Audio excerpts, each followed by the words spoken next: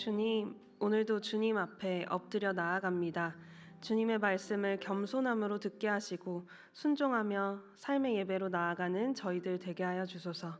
인생 가운데 주님의 섭리와 계획을 깨달아 알게 하시고 우연처럼 보이는 모든 일에 주님을 발견하며 은총에 기대어 매일의 영적 양식을 공급받는 순간순간이 되게 하소서.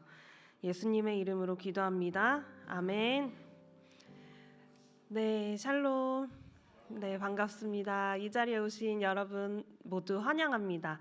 오늘의 말씀 같이 읽어볼 텐데요. 오늘 우리에게 주신 하나님의 말씀은 에스더 1장 19절에서 21절과 2장 17절, 18절 말씀입니다. 하나님이 우리에게 주신 말씀은 에스더 1장 19절에서 21절, 2장 17절, 18절 말씀입니다. 제가 봉독하겠습니다. 왕이 만일 좋게 여기실진대 와스디가 다시는 왕 앞에 오지 못하게 하는 조서를 내리되 바사와 메대의 법률에 기록하여 변개함이 없게 하고 그 왕후의 자리를 그보다 나은 사람에게 주소서. 왕의 조서가 이 광대한 전국에 반포되면 귀천을 막론하고 모든 여인들이 그들의 남편을 존경하리이다 하니라. 왕과 지방관들이 그 말을 옳게 여긴지라. 왕이 무무간의 말대로 행하여.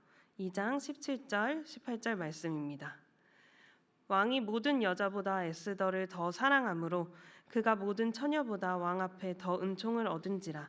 왕이 그의 머리에 관을 씌우고 와스디를 대신하여 왕으로 삼은 후에 왕이 크게 잔치를 베푸니 이는 에스더를 위한 잔치라. 모든 지방관과 신하들을 위하여 잔치를 베풀고 또 각 지방의 세금을 면제하고 왕의 이름으로 큰 상을 주니라. 아멘. 네, 이 시간 와스디와 에스더라는 제목으로 하나님의 말씀을 나누려고 합니다. 여러분 혹시 영화 300이라는 작품을 보신 적 있으신가요? 한동안 굉장히 유행했던 작품이고 강렬한 작품이어서 유명세를 떨친 작품입니다. 여기 조그맣게 글씨가 써 있는데 BC 480년 300명의 전사들이 100만 대군과 맞서다 라고 글씨가 써 있어요. 바로 그 이야기를 다루었습니다. 페르시아의 100만 대군에 맞서는 스파르타 군의 이야기를 다룬 아주 강렬한 또 잔인한 영화인데요. 기원전 480년에 실제로 일어난 페르시아 군대와 그리스 군대의 전투, 페르모필레 전투를 기반으로 한 작품입니다. 이 당시 페르시아 왕은요, 크세르크세스 1세입니다. 그래서 이 페르시아 군대는 이 왕의 군대입니다. 영화 속에서 또 화면에 보이는 이 사진을 보면요, 굉장히 강렬하죠. 이 왼쪽에 보이는 이 모습을 보면요, 좀 기괴하기도 합니다. 그래서 이 영화에 굉장히 유행이 된 대사가 하나 있는데 여러분 기억하실지 모르겠습니다. 나는 관대하다. 그래서 각종 그 개그 프로그램에서 패러디도 많이 했는데요. 근데 이 모습을 보면 관대해 보이나요? 딱 봐도 관대해 보이지는 않습니다. 이 영화는 스파르타 군대 입장에서 그려진 작품이어서요. 페르시아의 군대는 다 이렇게 기괴하고 좀 이상한 모습을 하고 있습니다. 근데 실제로 크세르크세스 1세 황제의 모습은 화면에 보이는 사진과 같습니다. 그렇게 기괴하고 이상하진 않죠. 관대하지 않아 보이진 않죠. 기록을 보면요, 신하들에게 꽤 관대한 왕이었다고 합니다. 황제의 품위와 권위를 유지하려고 노력했던 왕이기도 합니다. 하지만 그 성정을 보면요, 다소 감정적이고 충동적이어서 일을 그르치는 경우가 많았다고 합니다. 그래서 전쟁에 나갈 때 전략에 실패할 수밖에 없는 거죠. 빈번한 실패로 국력을 떨어뜨린 왕이다라는 부정적인 평가도 있습니다. 말년에는 정사를 내팽겨치고 방탕한 생활을 하다가 결국 쿠데타로 인해 암살되어 그 말미를 장식합니다. 갑자기 이 영화 그리고 이 황제의 이야기를 하는 이유를 혹시 눈치채신 분이 있을지 모르겠습니다. 여기에 나오는 페르시아 왕 크세르크세스 1세는요, 에스더에 등장하는 아하수에로 왕이라고 추정이 됩니다. 이 황제를 크세르크세스 황제를 히브리어로 번역하면요, 아하수에로이기도 하고요. 역사적 맥락과 왕의 성격을 추정하면 유사성이 발견되기 때문입니다. 이 에스더의 배경을 여러분 들어보셨는지 모르겠습니다. 남유다가 바벨론에 의해 멸망을 했죠. 그래서 남유다 백성들이 바벨론의 포로로 끌려갑니다. 그런데 이제 페르시아가 바벨론을 정복하여 이제 페르시아 대국이 되었는데요. 페르시아 왕 고레스가 귀환 명령을 내립니다. 그래서 이 포로들이요, 예루살렘으로 다시 돌아가서 고향 땅을 밟는 그런 기적의 역사가 일어나죠. 그런데 모두가 예루살렘으로 돌아간 건 아니었습니다. 페르시아에 남기를 선택한 이들도 있었습니다. 이 중 여러분들이 잘 아시는 오늘 등장하는 에스더와 에스더의 사촌이자 양아버지인 모르드게, 이들은 페르시아에 남아서 그들의 생활을 이어갑니다. 모르드게는 정부의 녹을 받는 도성의 문지기도 하였죠. 이렇게 이스라엘 땅이 아닌 다른 곳에 흩어져 사는 백성들을 디아스포라 유대인이라고 불렀습니다. 에스더는요, 성경의 책들 중에 유일하게 페르시아에 남은 유대인의 생활상을 다룬 아주 소중한 책입니다. 다른 책들은 페르시아에 남은 유대인들을 다룬 책이 없기 때문에 우리가 유일하게 페르시아에 남은 유대인들의 마음과 그 생활을 알 수 있는 자료인 것이죠. 하지만 에스더는 구약의 다른 굵직하고 또 아주 긴 분량을 가진 책에 비하면 적은 분량의 다소 중요도가 낮아 보이기도 합니다. 하지만 그게 아니라는 거죠. 하나님의 섭리를 이해하는 데 굉장히 중요한 책입니다. 아이러니하게도 에스더에는 땡땡땡이 등장하지 않습니다. 단 한 번도요. 땡땡땡이 뭘까요? 네, 맞습니다. 하나님입니다. 제가 상품이 없는데 네, 하나님이 등장하지 않습니다. 하나님이 등장하지 않는 성경책이라니 참 이상하죠. 하지만 에스더의 모든 맥락 속에서 하나님이 보입니다. 하나님이 읽힙니다. 하나님의 섭리가 흐르고 있습니다. 우연처럼 보이는 그 모든 일에 하나님의 개입이 느껴지기 때문입니다. 우리의 일상도 마찬가지죠. 우리가 성경을 피지 않는 이상, 교회에 나오지 않는 이상 사실 하나님이 또렷하게 분명하게 보이고 읽히지 않을 때가 더 많습니다. 하지만 우리가 하나님을 믿는 자로서 하루하루를 살아갈 때 하나님을 느낄 수 있죠. 하나님을 볼 수 있죠. 그래서 에스더의 이야기를 통해 우리는 일상 속에서 하나님의 섭리를 알 수 있는 방법을 깨닫게 됩니다. 에스더 9장 21절에서 23절 읽어보겠습니다. 한 규례를 세워 해마다 아달월 14일과 15일을 지키라. 이달 이날에 유대인들이 대적에게서 벗어나서 평안함을 얻어 슬픔이 변하여 기쁨이 되고 애통이 변하여 길한 날이 되었으니 이 두 날을 지켜 잔치를 베풀고 즐기며 서로 예물을 주며 가난한 자를 구제하라 하매 유다인이 자기들이 이미 시작한 대로 또한 모르드게가 보낸 글대로 계속하여 행하였으니 에스더서의 마지막 하만이라는 작자에 의해 멸족될 위기에 처한 유대인이 구출된 사건, 이를 기념하여 불임절이라고 부르고 유대인들은 절기를 지키고 해마다 에스더를 읽는 규례를 세웠습니다.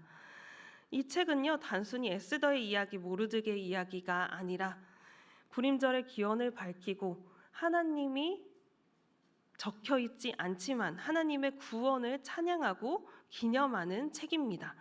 앞으로 저와 함께하는 이 설교 시간에는 에스더를 통해 하나님의 구원의 이야기를 살펴보려고 합니다. 오늘 우리가 함께 볼 본문은 에스더 1장과 2장입니다. 여기에 두 명의 여인 와스디와 에스더가 등장합니다. 여러분 미로에 들어가 본 적 있으신가요? 미로에 들어가 본 적 있으신가요? 미로 속에 들어가면 자신이 어디쯤에 와 있는지 어디를 향해 가는지 미궁 속에 빠집니다. 성경을 보면요, 우리는 분명히 알 수 있죠. 왜냐하면 결말을 알기 때문에 하나님이 약속이 이루어지는 과정, 성취되는 과정을 분명히 볼 수 있는데요. 막상 우리 일상 속에서는 우리가 어디쯤 와 있는지 알기가 어렵습니다. 하나님의 뜻을 찾아가는 과정이 미로처럼 느껴집니다. 그리고 굉장히 엇갈리는 순간들도 많습니다. 나의 기도 제목과 다른 사람의 기도 제목이요. 내게는 감사 기도인 것이 누군가의 실패를 발판 삼아 이루어질 때도 있고요. 이제 다음 달이면 이제 교회 학교에 성경학교 수련회가 있는데 기도 제목, 간절한 기도 제목이 있죠. 제발 비가 안 오게 해주세요. 그런데 누군가는 간절히 비를 기다립니다. 모의고사 등급이 떨어져 울고 있는 학생이 있는가 하면 그 친구가 성적이 떨어져서 등급이 오른 학생이 있습니다. 이렇게 보면 누군가에게 함부로 하나님의 뜻과 섭리를 전하는 것이 얼마나 신중을 기울여야 하는 일인지 알게 됩니다. 오늘 이 두 여성 와스디와 에스더의 운명도 엇갈립니다. 먼저 와스디의 이야기인데요. 아하수에로 왕은 인도에서 에티오피아에 이르기까지 127지방을 다스린 왕이라고 기록되어 있습니다. 굉장히 큰 나라죠. 대국이죠. 나라를 다스린 지 3년째 되던 해에 모든 총독과 신하를 궁정으로 불러들입니다. 아하수에로 왕의 잔치를 한 단어로 요약할 수 있습니다. 지나칩니다.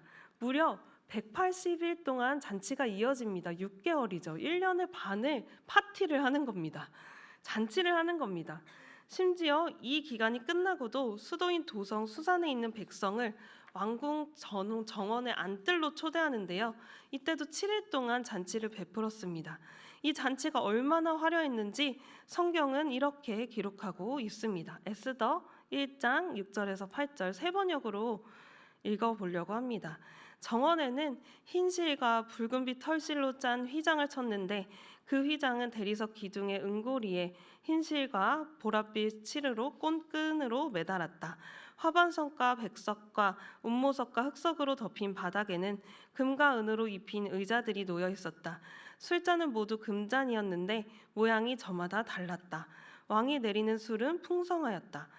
그날은 어전 음주법을 따르지 않았으므로 많이 마시고 싶은 사람은 많이, 적게 마시고 싶은 사람은 적게 마셨다. 그것은 왕이 모든 술 심부름꾼에게 마실 이들이 원하는 만큼 따라주라고 지시하였기 때문이다. 휘장은요, 흰실과 붉은빛 털실로 짰다고 합니다. 근데 휘장은 대리석 기둥의 그냥 고리가 아니라 은고리에 또 흰실과 보랏빛 실로 꼰끈으로 매달았습니다. 바닥은 귀하디 귀한 각종 돌, 화반석, 백석, 운모석, 흑석으로 덮여 있었고요. 의자는 금과 은으로 입혔습니다. 술잔은 금잔이었는데 그 잔을요 하나하나 다 세공하고 만들어서 모양이 저마다 달랐습니다. 술은 무한 리필입니다. 무제한 제공입니다. 사람들의 마음이 빙글빙글 돌고 머리도 빙글빙글 돌았겠죠. 많은 술로 인해서요. 이때 와스디는 지고 에스더는 피어나는 계기가 되는 사건이 등장합니다. 남자들은 남자들만의 잔치를, 여자들은 여자들만의 잔치를 하고 있던 것으로 보입니다. 이제 와스디 왕후도 부인들을 초대하고 잔치를 베풀고 있었는데요. 아하수에로 왕의 두 번째 잔치의 마지막 날, 왕은 술을 마시고 기분이 좋아지자 내시 7명을 보내 와스디 왕후를 불러오라고 명령합니다. 1장 11절 한번 같이 읽어보겠습니다.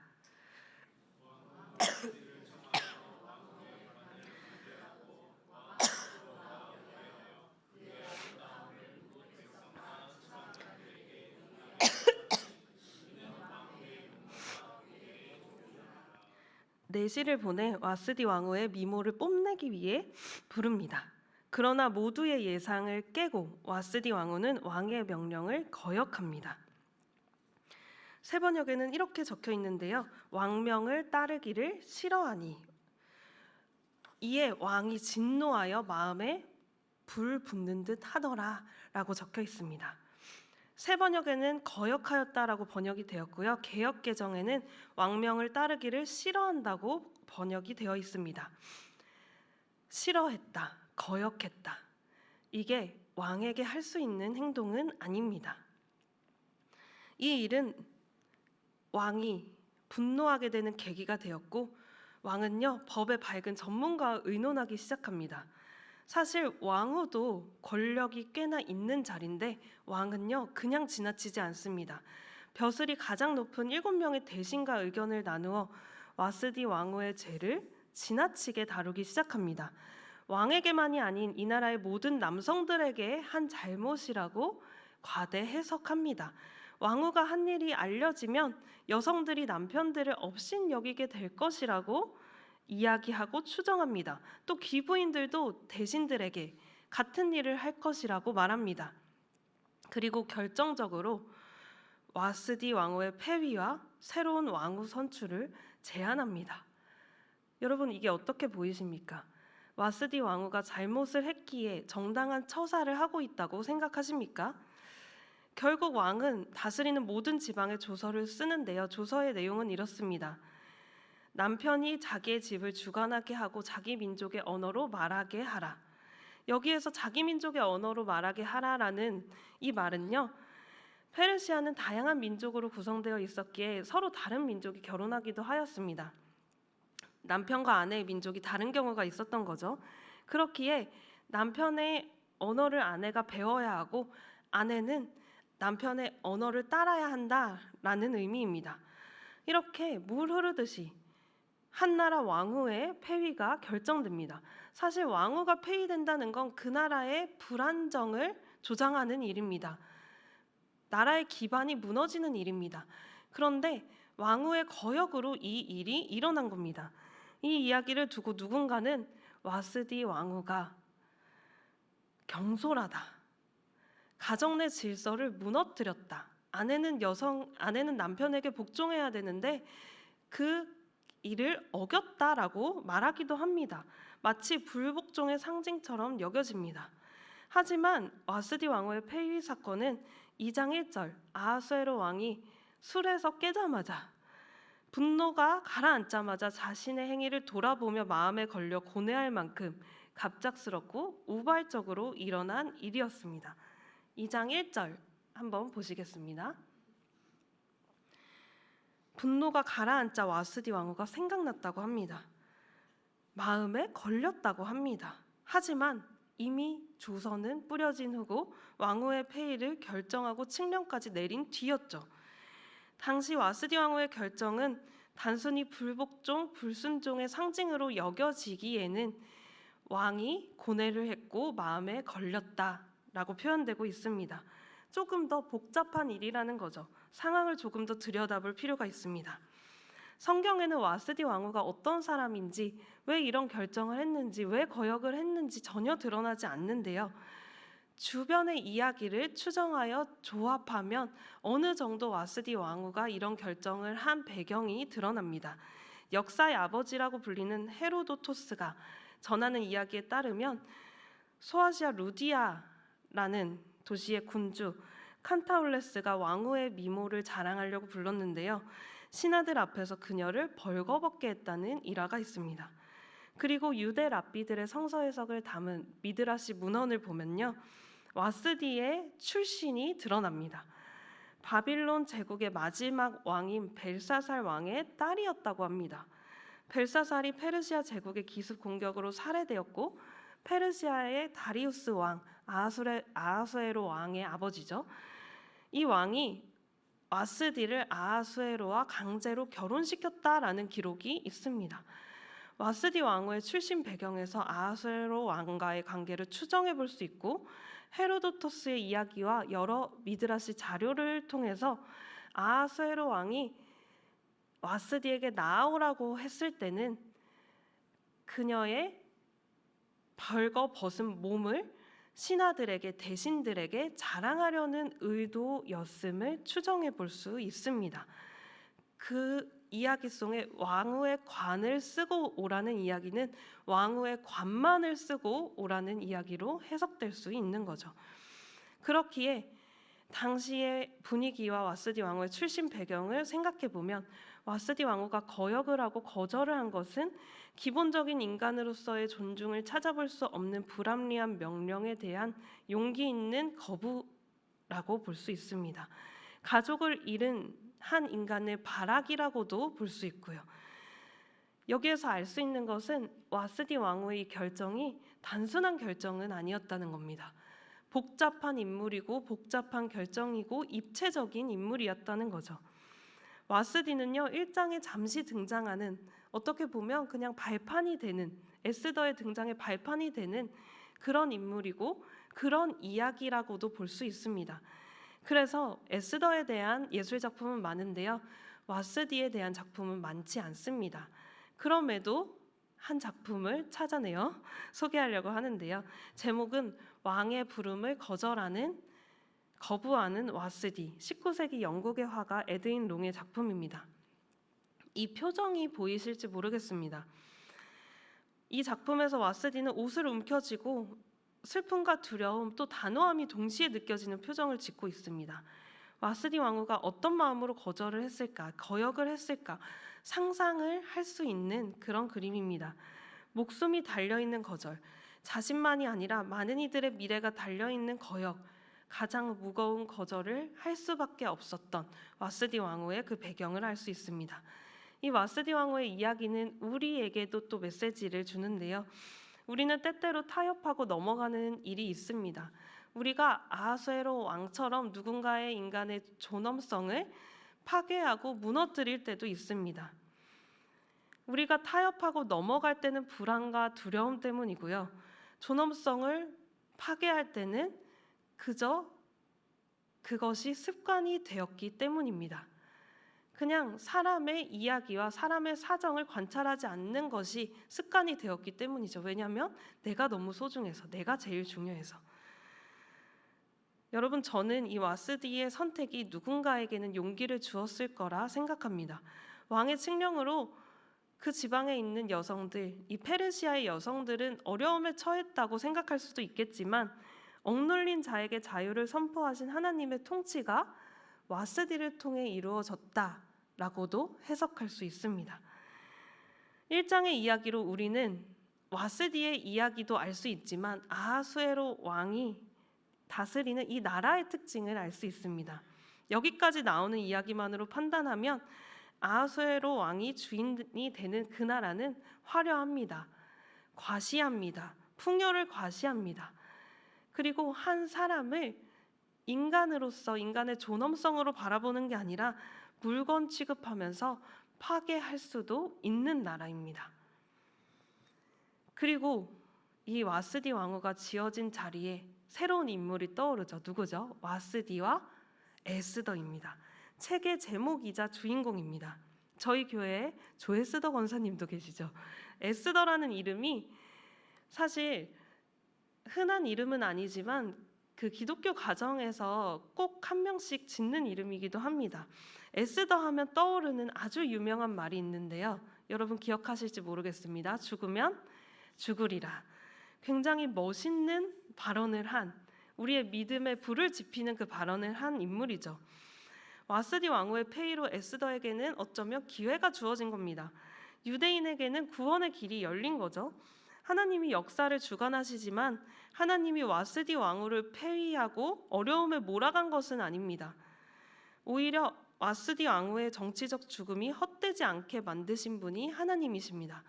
그래서 와스디가 지고 에스더가 일어난 이 사건은요, 와스디의 불행을 하나님이 이용하셨다, 조장하셨다, 이렇게 해석할 수는 없습니다. 오히려 와스디의 죽음이 헛되지 않게 만든 하나님의 통치 방식이 드러납니다. 에스더 2장 2절에서 4절입니다. 저와 여러분이 한 절씩 교독하시겠습니다. 왕을 받드는 젊은이들이 이것을 알고 왕에게 말하였다. 임금님을 모실 아리따고 젊은 처녀들을 찾아보게 하시는 것이 좋겠습니다.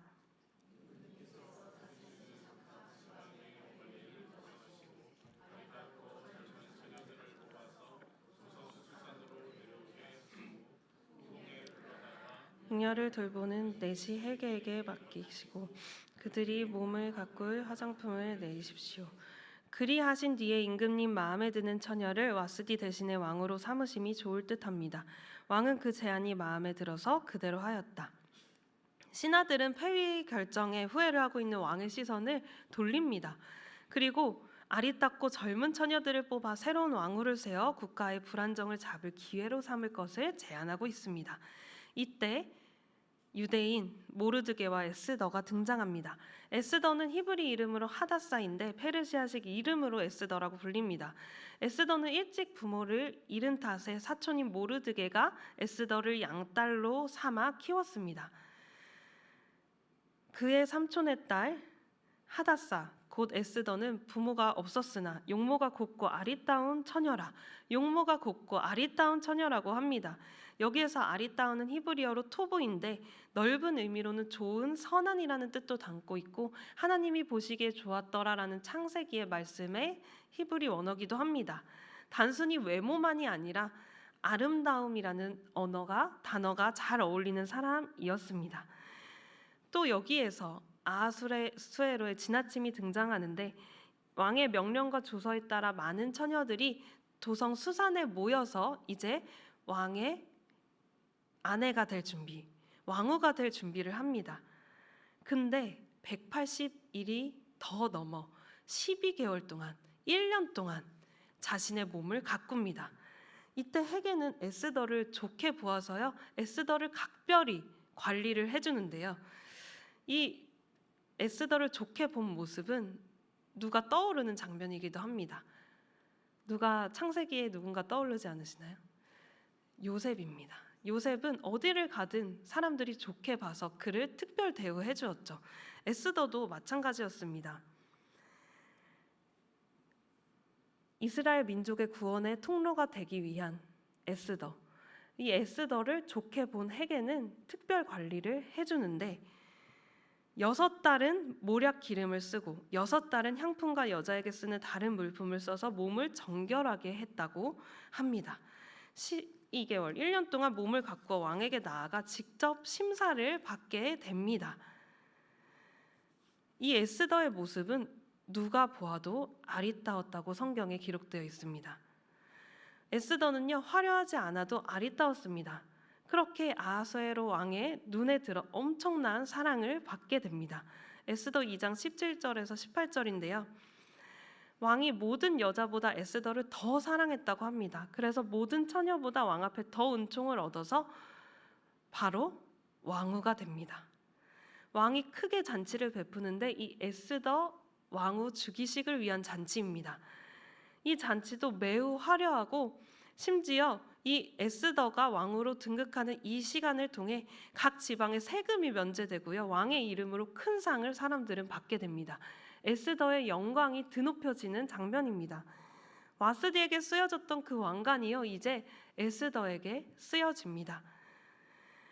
에스더의 힘은, 이 사랑받는 힘, 이 아리따워서 얻은 힘은 무제한적인 힘일까요? 사실 독이 든 성배죠. 와스디와 같은 길을 걷는 겁니다. 제한된 힘입니다. 아하수에로 왕이 허용하는 그 범위 내에서, 사회가 인정하는 그 범위 내에서만 발휘할 수 있는 힘입니다. 그리고 이 힘은요, 유대인임을 철저히 숨긴 채 시작한 왕으로서의 삶입니다. 모르드게는 에스더에게 말합니다. 너가 절대 유대인인 것을 말하지 말라. 왜냐하면 포로잖아요. 포로의 신분이잖아요. 아무리 귀한 명령이 내려지고 자유민이 되었다고 해도 포로 출신입니다. 득될 것이 하나 없습니다. 그래서 모르드게는 지혜를 발휘하여 유대인인 것을 숨기라고 합니다. 결국 에스더의 삶은 자신의 출신을 숨기는 삶, 줄타기 하는 삶, 불안을 전제하는 삶입니다. 그럼에도 에스더가 아하수에로 왕의 통치 속에 있고 왕후 후보에 오르기를 선택한 것은 모르드게의 제안이라고 해도 어떤 질서 속에 순응을 한 거죠. 통치 속으로 걸어 들어간 거죠. 화려함의 세계고, 감정이 지배하는 세계고, 풍요가 과시가 되는 세계고, 자신이 그저 왕의 장식품이 되는 세계입니다. 인간의 존엄성보다는 쓸모와 필요로 움직이는 세계 속으로 직접 걸어 들어간 겁니다. 여기에서 살아남을 수 있는 방법은 그저 왕의 지속적인 사랑을 받는 것, 아리따움을 유지하는 것, 용모의 고움을 유지하는 것 뿐입니다. 이 제한된 세계 속에서 에스더는요, 위험스러운 절충을 한 겁니다. 근데 와스디는요, 이 제한된 세계에서 거부의 방법을 선택한 거고요. 와스디의 패위, 에스더의 왕후 주기, 두 왕후의 두 가지 선택, 이 에스더 1장 2절에 나타나는 주제입니다. 각기 다른 선택과 마음가짐을 가지고 또 다른 성향을 가지고 이 두 여인이 다른 선택을 하지만요, 두 여인의 공통점이 있습니다. 이 아하수에로 왕의 통치를 그대로 받아들이지 않았습니다. 더 소중한 가치를 위해 헌신했습니다. 와스디는 자신의 존엄성을 위해, 에스더는 하나님의 구원의 통치를 이 땅에 실현하기 위해 다른 선택을 했습니다. 이는 일상을 살아가는 우리에게도 적용이 되는데요. 이 땅에 발붙이고 있지만 우리는 하나님의 통치 가운데 살아가는 사람들입니다. 이 땅은 마치 아하수에로 왕의 통치와 같습니다. 풍요가 과시가 됩니다. 말과 삶이 일치하는 삶보다는 겉으로 꾸며지는 것, 겉으로 보여지는 것이 더 중요해 보입니다. 학벌이, 외모가 나의 정체성을 규정하고요. 사람들은 나의 내면보다는 그것을 보고 나를 판단합니다. 그리고 감정이 지배하여 감정에 따르는 선택을 할 때도 있고요. 또한 사람의 인간성, 존엄성을 존중하기보다는 한 사람을 수단으로 삼습니다. 그 사람의 필요에 의해 그 사람을 선택하고 그 사람을 도구로 삼을 때가 참 많습니다. 사람을 목적으로 바라보지 않을 때가 더 많습니다. 그런 세계 속에서 우리는 어떻게 살아가면 좋을까요? 에스더처럼, 와스디처럼 그 통치 속에 살아가면서도 어떻게 다른 선택을 할 수 있을까요? 첫 번째는 화려함에서 단순함으로 나아가야 합니다. 이 말은요, 말과 행동이 일치하는 삶이라는 뜻이기도 합니다. 내 속은 비워두고 겉을 화려하게 꾸미면서 내 속의 빈곤함을 꾸며내는 삶이 아니라요, 속은 돌보지 않고 그럴듯하게 겉을 치장하는 삶이 아니라요, 내실과 본질, 깊은 골방 속에서 하나님과의 독대의 시간을 가지는 삶입니다. 자꾸 점검하는 삶입니다. 내 겉이 화려해지고 그것을 드러내고 싶을 때마다 하나님께 가서 점검받는 삶입니다. 우리는 하늘을 보며 사람들이 보는 데서 기도하는 바리새인의 기도가 아니라 조용히 땅을 치며 엎드려 기도하는 세리의 삶을 추구하며 살아야 합니다. 금과 은으로 장식해도 그 변덕스러움이 가려지지 않았던, 그 추악함이 가려지지 않았던 그 왕의 선택과 에스더의 선택이 어떻게 달랐는지 우리는 봐야 합니다. 에스더는 꾸미지 않아도 아름다움과 선함이 뿜어져 나오는 사람이었습니다. 겉을 화려하게 치장하는 그 단계 속에서도 조금 덜어내고 단순함을 따라갔음에도 아름다웠던 그런 사람입니다. 하나님과 독대의 시간, 내실을 다지는 시간, 사람들이 내 겉을 보고 평가하는 그 순간에도 나는 나의 중심을 지키는 삶, 그 삶으로 나아가야 합니다. 그 두 번째, 인간의 존엄성을 지키는 것, 지켜주는 것, 사람을 수단이 아닌 목적으로 다루어 주는 것. 우리가 하나님의 사랑을 너무 쉽게 이야기합니다. 사랑을 이야기할 때 가벼이 여기는 때가 오히려 많습니다. 사랑은 오래 참고 온유하며 인내하는 것인데 오래 참지도 않고 온유하지도 않습니다. 사랑이라는 말을 쉽게 내뱉으면서 진정한 사랑을 하고 있는지 돌아볼 필요가 있습니다. 사랑을 다른 말로 표현하면 존엄성을 지켜주는 것입니다. 이 존엄성이라는 단어가 사실 추상적으로 느껴지는데요, 사람을 수단이 아닌 목적으로 대하는 것입니다. 이것은 그 사람의 행동의 이유를 궁금해하고 대화하는 것입니다. 아하수에로 왕의 세계에서는 와스디 왕후가 겪는 가족의 그리움과 복수심, 그리고 혼자 살아남았다는 후회와 슬픔을 이해하지 못합니다. 왕의 세계에서는요, 왕의 통치에서는요, 에스더의 출신 배경이 궁금하지 않습니다. 사랑을 위장하여, 자랑하고 싶은 마음으로 위장하여 한 사람의 존엄성을 깎아내리는 세계가 그 왕의 세계입니다. 하지만 하나님은 그 모든 것을 이해하시고 다가가시고 그들의 세계 속으로 걸어 들어가십니다. 와스디 왕후의 선택을 유대인의 구원 계획에 포함시키시고 담아내시고 우리에게 들려주십니다. 에스더의 선택과 성장을 응원하시고 한계를 인정하시고 에스더의 한계 내에서의 하나님의 계획을 이루어 가십니다. 하나님의 통치는요, 천천히 조용하게 마음의 감동을 통해서 사람의 가능성과 한계 내에서, 하지만 그 무엇보다 폭발력 있게 임합니다.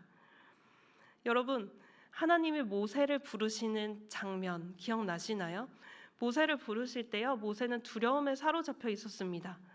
하지만 하나님은 떨기나무의 불꽃으로 임하시는데요, 그 불꽃이요 떨기나무를 태우지 않습니다. 그것이 하나님의 통치 방식이고 하나님이 우리를 대하시는 방식입니다. 하나님은 우리에게 강력히 임재하시지만, 우리를 이끌고 가시지만 우리를 태우시지 않으십니다. 우리를 덮어주시고 우리 한계를 인정하시고 사랑하십니다. 그러니 여러분, 실망하지 않고 실족하지 않고 단단한 중심을 잡고 하나님의 나라를 꿈꾸고 하나님 나라의 방식으로 살아가는 우리가 되길 바랍니다. 그리스도인은 현실을 똑바로 인식하되 희망을 잃지 않는 사람들입니다. 그런 세계일지라도 하나님의 통치는 이 세상 속에 임할 수 있습니다. 그래서 하나님의 빛을 조금이라도 닮아 그 빛을 뿜어내는 우리가 되었으면 좋겠습니다. 이 시간 함께 찬양하며 나아갈 텐데요, 어둡고 추악한 이 땅에 어둠이 걷히고 하나님의 영광의 빛이 이 세상에 임하길 기도했으면 좋겠습니다. 그 통로가 우리가 되길 기도했으면 좋겠습니다. 그렇게 간절히 바라는 마음, 기도하는 마음으로 함께 시온의 영광이 빛나는 아침 찬송하시겠습니다.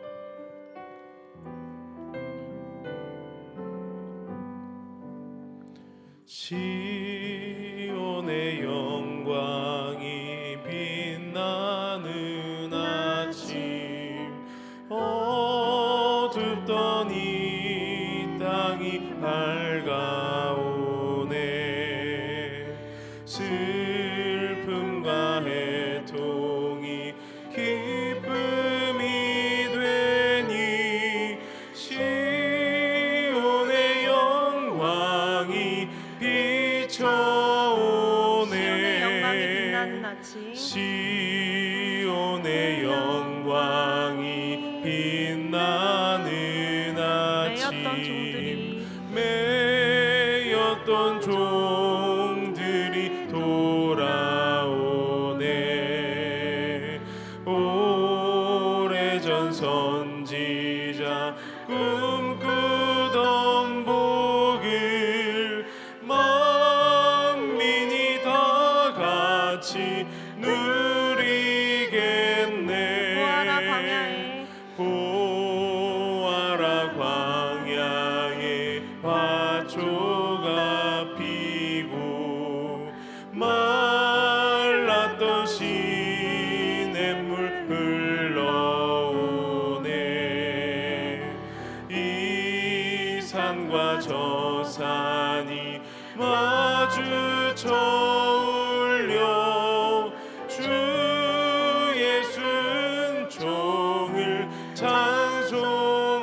찬송하네. 땅들아 바다야 많은 섬들아 찬양을 주님께 드리어라. 싸움과 죄악이 가득한 땅에 찬송이 하늘에 사무치네. 이 시간 함께 함께 기도하며 나아가겠습니다. 나의 일상에 변화가 필요한 거짓과 위선으로 가득한 존중하지 못하고 존중받지 못하는 영역이 있다면 주님의 통치가 그곳에 임하길 기도하겠습니다. 아하수에로 왕의 통치가 아니라 하나님의 통치가 가득한 이 세상이 되게 하소서. 주님 임재하여 주소서. 사람을 통해 일하시는 주님, 주를 믿는 자들이 그리스도의 사랑의 편지가 되게 하여 주시옵소서. 함께 기도하며 나아가겠습니다. 하나님, 이 세상을 보면 절망으로 가득해 보입니다. 하나님, 어둠으로 가득해 보입니다. 하나님, 추악함으로 가득해 보입니다. 먼저 내 마음을 돌아봅니다. 하나님, 내 마음이 거짓과 위선으로 가득합니다. 하나님, 하나님의 통치가 나의 마음에 임하는 것이 아니라 거짓의 통치가, 악의 통치가 내 마음에 임하고 있습니다. 하나님, 세상을 바라보면 하나님 희망이 없어 보입니다. 절망이 가득해 보입니다. 그저 광야로 보입니다. 하나님, 하지만 광야의 화초를 피게 하시는 주님, 하나님 어두운 이 땅에 하나님 빛을 내려주시는 주님, 빛이 되어주신 주님을 바라봅니다. 하나님, 하나님의 통치가 이 세상에 가득하게 하여 주시옵소서. 먼저 내가 그 통치 가운데 임하게 하여 주시옵소서. 내가 이 땅을 밟고 살아가지만 하나님의 통치 가운데 살아가게 하여 주시옵소서. 하나님, 이 세상에 슬픔에 빠진 사람들, 애통함에 빠진 사람들이 있습니다. 각자 자신의 이유로 하나님 앞에 나아가기를 두려워하는 사람들이 있습니다. 하나님, 불안해하는 그 영 가운데, 그 영혼 가운데 주님의 통치가 임하게 하여 주시옵소서. 억눌린 자를 자유케 하시는 주님, 애통해하는 자를, 하나님 슬픔에 빠진 자에게 기쁨을 주시는 주님, 하나님 세상에 줄 수 없는 평안으로 하나님 주님이 함께하여 주시옵소서. 하나님, 우리가 기쁨의 통로가 되게 하시고 희망의 통로가 되게 하시고 이 세상을 살아가기 어려운 그 사람들 가운데 하나님 존중과 하나님의 사랑으로 그 사람들에게 다가가게 하여 주시옵소서. 하나님, 존엄성을 지켜가는 사람이 되게 하시고 하나님 사람을 하나님 수단이 아닌 목적으로 바라보게 하여 주시옵소서. 하나님, 우리가 진정으로 사랑을 말하는, 사랑으로 살아가는 우리가 되게 하여 주시옵소서. 하나님, 주님께서 통치하시는 이 세상이 되게 하여 주시옵소서. 하나님, 주님의 통치를 앞당겨 하나님 우리가 주님의 통치 가운데 하나님 살아가는 우리가 되게 하여 주시옵소서. 주님, 완벽하지 않은 세상에 불완전한 인간의 모습으로 오신 예수님을 기억합니다. 예수님은 우리의 한계를 끌어안으시고 모든 것을 짊어지시고 죽음을 맞이하셨고 죽음마저도 이겨내고 생명이라는 결말을 맺으셨습니다. 두 여성의 선택과 죽음, 삶을 통해 거부하고 통합하며 하나님의 섭리 가운데 살아가는 삶을 알게 하셨습니다.